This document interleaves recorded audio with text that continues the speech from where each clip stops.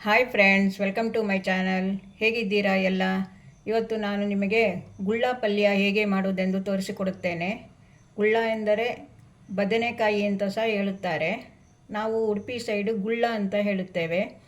ಇದರಲ್ಲಿ ಪಲ್ಯ ಮಾಡಿ ಅನ್ನದೊಟ್ಟಿಗೆ ಊಟ ಮಾಡಿದರೆ ಚಪಾತಿ, ದೋಸೆಯೊಟ್ಟಿಗೆ ಎಲ್ಲ ತಿನ್ನಬಹುದು. ತುಂಬ ರುಚಿಯಾಗಿರುತ್ತದೆ. ಅದು ಹೇಗೆ ಮಾಡುವುದೆಂದು ತೋರಿಸಿಕೊಡುತ್ತೇನೆ. ಅದಕ್ಕೆ ಯಾವ ಯಾವ ಸಾಮಗ್ರಿಗಳು ಬೇಕೆಂದು ಈಗ ನೋಡಿಕೊಳ್ಳುವ. ನಾನು 2 ಗುಳ್ಳ ತೆಗೆದುಕೊಂಡಿದ್ದೇನೆ. ಇಷ್ಟು ಹುಣಸೆಹಣ್ಣು, ಉಪ್ಪು, ಬೆಲ್ಲ ಸ್ವಲ್ಪ ಜಾಸ್ತಿ ಬೇಕು ಇದಕ್ಕೆ, ಸಾಂಬಾರು ಪುಡಿ, ಅರಿಶಿನ ಪುಡಿ ಮತ್ತು ಎಣ್ಣೆ ಇಷ್ಟನ್ನು ತೆಗೆದುಕೊಂಡಿದ್ದೇನೆ. ಈಗ ಗುಳ್ಳವನ್ನು ಬದನೆಕಾಯಿಯನ್ನು ಕಟ್ ಮಾಡುವ. ಈಗ ಕಟ್ ಮಾಡಿಕೊಳ್ಳುವ. ಹೀಗೆ ಉದ್ದ ಉದ್ದ ಕಟ್ ಮಾಡಿ. ಬದನೆಕಾಯಿಯಲ್ಲಿ ತುಂಬ ಪೌಷ್ಟಿಕಾಂಶ ಇದೆ. ಇದು ನಾರಿನಂಶದಿಂದ ಸಹ ಕೂಡಿದೆ. ಇದು ಕ್ಯಾಲೋರಿ ತುಂಬ ಕಡಿಮೆ ಇರುವುದರಿಂದ ತೂಕ ಕಡಿಮೆಯಾಗಲು ತುಂಬ ಆರೋಗ್ಯಕರವಾದ ತರಕಾರಿ. ಹಾಗಾಗಿ ಇದನ್ನು ಉಪಯೋಗ ಮಾಡಿದರೆ ತುಂಬ ಒಳ್ಳೆಯದು. ನೋಡಿ, ಹೀಗೆ ಕಟ್ ಮಾಡಿಕೊಳ್ಳಿ. ನೀರಿಗೆ ಹಾಕಿಕೊಳ್ಳಬೇಕು. ಇಲ್ಲದಿದ್ದರೆ ಕಟ್ ಮಾಡಿ ಹಾಗೆ ನಾವು ಕೆಳಗಿಟ್ಟರೆ ಕಪ್ಪಾಗುತ್ತದೆ. ಹಾಗಾಗಿ ಕಟ್ ಮಾಡಿದ ಕೂಡಲೇ ನೀರಿಗೆ ಹಾಕಿಕೊಳ್ಳಬೇಕು. ಇದರಲ್ಲಿ ತುಂಬ ನಾರಿನಂಶ ಇದೆ. ಇದು 1 ಚಮಚ, ಚಿಕ್ಕ ಚಮಚದಲ್ಲಿ ಉಪ್ಪು ಹಾಕಿಕೊಳ್ಳುವ. ಮತ್ತೆ ಬೇಕಾದರೆ ಹಾಕಿಕೊಳ್ಳಬಹುದು. 1/4 ಚಮಚ ಅರಿಶಿನ ಹಾಕಿಕೊಳ್ಳಿ. ಹುಣಸೆ ಹಣ್ಣಿಗೆ ನೀರು ಹಾಕಿಡಿ. ತುಂಬ ನೀರು ಹಾಕಿಡಿ. ಎಷ್ಟು ಬೇಕೋ ಅಷ್ಟು ತೆಗೆದುಕೊಳ್ಳಬಹುದು. ಇದು ಸ್ವಲ್ಪ ಹೊತ್ತು ಮೆತ್ತಗಾಗಲಿ. ಇದು ನೋಡಿ, ಕುದಿಯುತ್ತಾ ಇದೆ. ಇಷ್ಟು ಬೆಂದರೆ ಸಾಕು. ನೋಡಿ, ಅರಿಶಿನ ಹಾಕಿ ಅದರಲ್ಲಿರುವ ನಂಜು ಸ್ವಲ್ಪ ಹೊರಗೋಗುತ್ತದೆ. ಅರಿಶಿನ ತುಂಬ ಒಳ್ಳೆಯದು ಆರೋಗ್ಯಕ್ಕೆ. ಇದು ಸ್ವಲ್ಪ ನಂಜಲ್ವಾ ಗುಳ್ಳ, ಅದಕ್ಕೆ ಅರಿಶಿನ ಹಾಕಿದರೆ ತುಂಬ ಒಳ್ಳೆಯದು. ಇದು ಈಗ ಆಫ್ ಮಾಡಿಬಿಡುವ.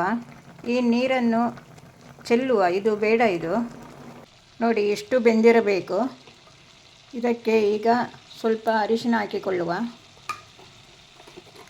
ಸ್ವಲ್ಪ ಉಪ್ಪು, ಸ್ವಲ್ಪ ಉಪ್ಪಿನ ಪುಡಿ. ಮತ್ತು ಈಗ ಹುಣಸೆ ಹಣ್ಣನ್ನು ನೀರು ಹಾಕಿ ಇಟ್ಟಿದ್ದೇವಲ್ಲ, ಆ ಹುಣಸೆ ಹಣ್ಣಿನ ನೀರು ಹಾಕಿಕೊಳ್ಳಿ. ಇಷ್ಟು ಹುಣಸೆ ಹಣ್ಣಿನ ನೀರು. ಸ್ವಲ್ಪ ಹುಳಿ ಇರಬೇಕು. ಬೇಕಾದರೆ ಇನ್ನೂ ಸ್ವಲ್ಪ ನೀರು ಹಾಕಿಕೊಳ್ಳಬಹುದು. ಬೆಂದೋಗಬಾರದು, ತುಂಬ ಬೆಂದೋಗುತ್ತದೆ ನೀರು ಹಾಕಿದರೆ. ಸ್ವಲ್ಪ ಈಗ ಇಷ್ಟು ಬೆಲ್ಲವನ್ನು ಹಾಕಿಕೊಳ್ಳಿ. ಬೆಲ್ಲ ಕಡಿಮೆ ತಿನ್ನುವವರು ಸ್ವಲ್ಪ ಕಡಿಮೆ ಹಾಕಿಕೊಳ್ಳಬಹುದು. ಬೆಲ್ಲ ತಿಂದರೆ ತುಂಬ ಒಳ್ಳೆಯದು ಆರೋಗ್ಯಕ್ಕೆ. ತುಂಬ ಕಬ್ಬಿಣ ಸತ್ವ ಇದೆ ಅದರಲ್ಲಿ. ಈಗ ಸ್ವಲ್ಪ ಕುದಿಯಲಿ. ಇದು ಈ ರೀತಿ ಮಗುಚಿ ಹುಣಸೆ ಹಣ್ಣಿನ ಹಸಿ ವಾಸನೆ ಹೋಗಬೇಕು ಅಷ್ಟೇ. ಆಮೇಲೆ ಇದಕ್ಕೆ ಸಾಂಬಾರು ಹುಡಿ ಹಾಕಿಬಿಡಿ. ಇದು 3 ಚಮಚ ಇದೆ. ನಿಮಗೆ ಖಾರ ಬೇಕಾದರೆ ಜಾಸ್ತಿ ಹಾಕಿಕೊಳ್ಳಿ.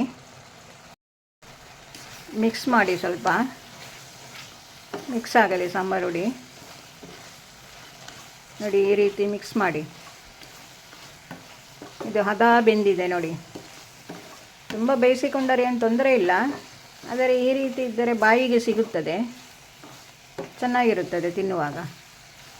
ಇದು ತುಂಬ ಚೆನ್ನಾಗಿರುತ್ತದೆ. ಇದು ಉಡುಪಿ ಕಡೆ ಮಾತ್ರ ಮಾಡುತ್ತಾರೆ ಈ ಅಡಿಗೆಯನ್ನು.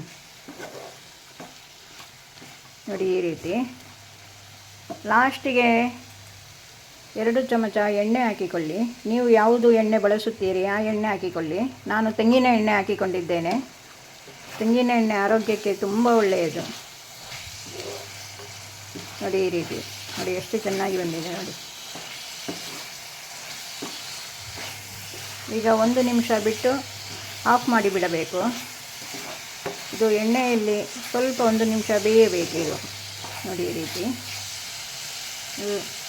ನೋಡಿ. ಹೀಗೆ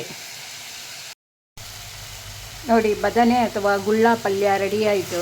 ಇದನ್ನು ಎಣ್ಣೆ ಹಾಕಿರೋದ್ರಿಂದ ಎಣ್ಣೆಗಾಯಿ ಅಂತ ಸಹ ಹೇಳುತ್ತಾರ ಏನೋ.